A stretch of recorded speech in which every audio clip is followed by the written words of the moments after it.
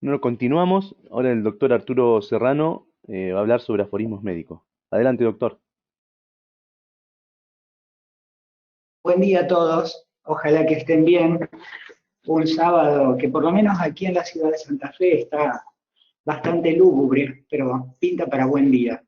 Eh, bueno, dos cositas antes de hablar de esto, vinculado al curso.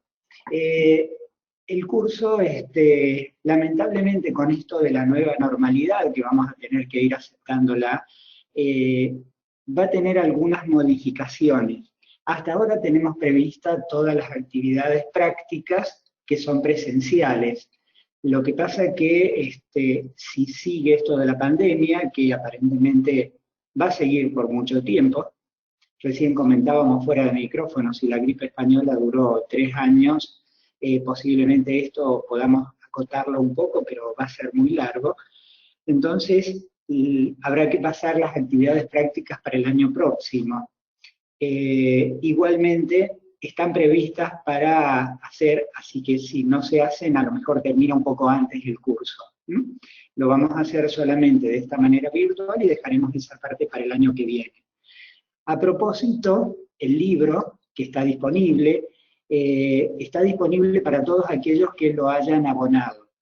Que los que terminen de abonar el curso pasan por el colegio un día en los horarios hábiles, que ahora está abierto, y se les entrega. Y si son de un lugar distante, nos avisan y nos mandan la dirección postal y se manda por correo o por carta certificada con aviso de retorno para asegurarnos de que llegue.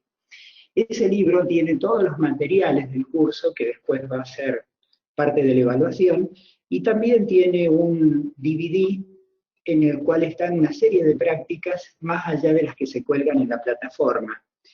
Igual los insto a entrar en la plataforma donde están todos los materiales, las clases que se están dando, algunos videos alternativos para resolver algunos problemas biomédicos vinculados al tema específico.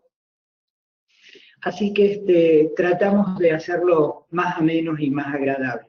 Incluso hay algunas guías, algunos protocolos, eh, algunos PDF de libros que están muy bien, como por ejemplo los de la parte toxicológica, que no es menor. Eh, bueno, de la parte de aforismos que siempre estamos hablando, permanentemente estamos hablando si medicina es arte o ciencia. ¿Se acuerdan que en un momento habíamos hablado que tiene un poco de arte y tiene un poco de ciencia, pero en sentido riguroso, la medicina es una disciplina empírica basada en métodos diagnósticos y terapéuticos complementados por la tecnología. O sea, ni es arte ni es ciencia, técnicamente es otra cosa. Skrabanek, que es un sanitarista muy famoso europeo, es el que definió esto, ¿no? Bueno, ¿por qué todo esto? Porque todo esto de la nueva normalidad que nos toca con el mapa mundial del coronavirus y que vamos a tener que ir aceptando esta normalidad justamente con todo esto que nos va a imponer, que en las fases del aislamiento, ahora muchos lugares del país estamos en fase uno, que es aislamiento estricto, pero que aunque lleguemos a la fase 5 de la nueva normalidad, fíjense eh, que la circulación o la movilidad de la población va a estar acotada al 75%, o sea que aún en condiciones de normalidad eh, o de esta nueva normalidad, vamos a tener solamente una parte, tres cuartas partes de la población que se va a poder desplazar, ir a trabajar, hacer algunas cosas, pero que una parte, que posiblemente van a ser los más chiquitos y los ancianos, van a tener que quedar guardados adentro. Entonces, a todo esto nos vamos a tener que ir acostumbrando, pero yo los quería llevar a otra cosa. ¿Qué es lo normal en medicina? Aparentemente es una pregunta bastante simple, pero en los sistemas físicos la normalidad es difícil de evaluar Y ni hablar en lo biológico, que es lo que nos toca a nosotros. Porque tal vez el distintivo de todo esto es la individualidad y a eso es donde quería llegar. Es muy importante que nos empecemos a acostumbrar a, más allá de todo en el contexto de la guardia, que es donde nosotros le estamos dando este curso y es donde vamos a encontrarnos con los pacientes, más allá de que nos venga un paciente que tenga un síndrome coronario agudo y todo lo demás, tenemos que pensar en la individualidad. ¿Por qué todo esto? Justamente por esto. La curva de Gauss, que por ahí uno la ve física biomédica en algún momento, tiene en la frecuencia biológica, en los primeros dos desvíos estándar, el 95% de la población. Y esto tomemos cualquier ejemplo, la tensión arterial, el peso, los glóbulos blancos, la uricemia o lo que querramos, va a estar en ese cuadrado. O sea, de cada 100 pacientes, 95 van a tener la tensión arterial en valores que deberían ser 120-80, o deberían tener. En realidad ese no es el ejemplo más práctico, pero vamos, por ejemplo, a los glóbulos blancos. Entre 5.000 y 9.000 deberían estar el 95% de la población, pero vamos a tener algunos pacientes que van a estar por debajo de ese valor, ¿m? Que van a tener a lo mejor 3.200 glóbulos blancos y que no tienen absolutamente ninguna patología y es absolutamente normal, y vamos a tener un grupo de pacientes que va a tener 12.000 glóbulos blancos y que no tiene ninguna infección. Entonces, de vuelta, el tema de la normalidad es importantísimo para considerar, porque no siempre hay que empezar a pensar en hacer una serie de estudios que a veces lo único que logran es confundirnos.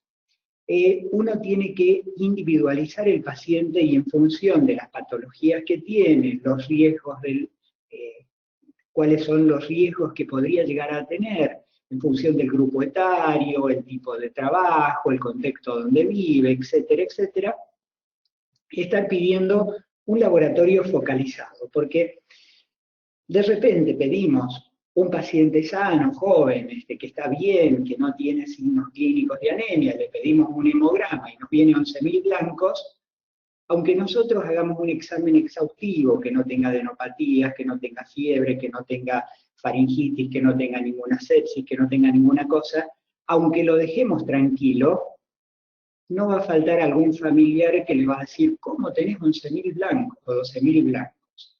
Entonces va a requerir de estudios complementarios, de interconsultas, de una serie de elementos que después van a terminar conduciendo a esa normalidad. Entonces, focalicemos en función de la individualidad el pedido de los estudios para asegurarnos todo este tipo de cosas.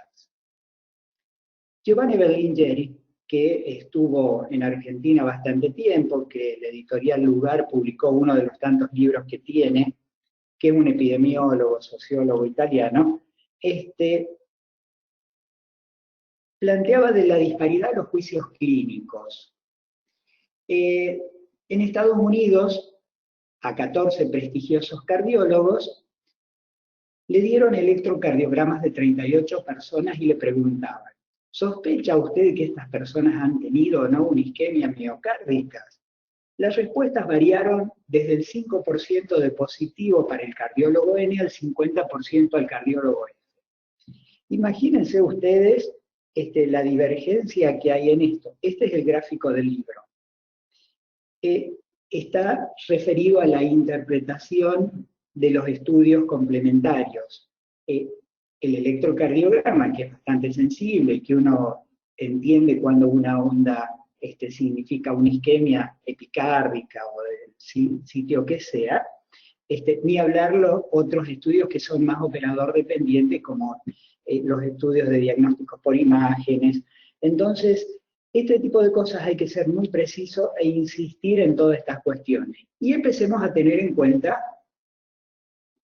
una serie de requisitos para tratar de humanizar justamente esto de la medicina en el contexto de la guardia, sobre todo cuál es el entorno, esto de la pandemia, obviamente, y la bioseguridad, la epidemiología, las enfermedades existentes, la cuestión medioambiental, cuál es el sitio de trabajo, descartar las lesiones no intencionales, violentas, abusos, aspectos legales, poder adquisitivo. A ver, son todas cuestiones que tenemos que tener en cuenta para que el acto médico sea efectivo. Hay cosas que, aunque estemos en el hospital, a veces uno prescribe una estatina y debería tener idea de qué vale o qué valor comercial tiene, si la tiene que comprar, sobre todo si no hay, porque de nada sirve que uno haga una prescripción si después el paciente no va a poder acceder a ella, o si está en un contexto